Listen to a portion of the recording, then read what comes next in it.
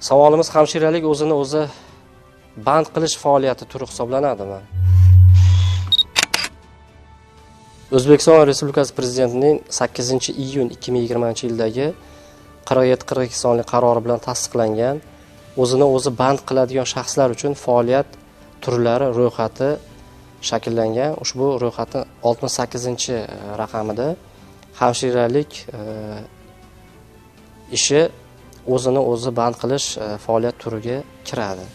Buning uchun nima talab qilinadi? Albatta bu yerda hamshiralik faoliyati bilan shug'ullanish uchun o'sha huquqni beruvchi hujjat bu diplom hisoblanadi. Tibbiyot kolleji yoki shu hamshiralik ishi fakultetlari bor oliy ta'limda.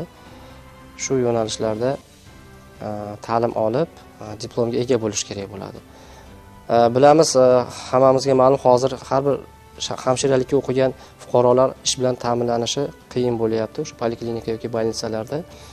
Shunga o'sha hamshiralik kasbiga ega bo'lgan fuqarolar o'zini o'zi band qilish maqsadida o'zini o'zi band qilib shu ish bilan ta'minlashi mumkin. Buning uchun fuqaro o'sha mobil ilova yoki shaxsiy kabinet orqali yoki bo'lmasam o'sha o'zini yashash hududidagi soliq idorasiga murojaat qilib ro'yxatdan o'tish kerak bo'ladi.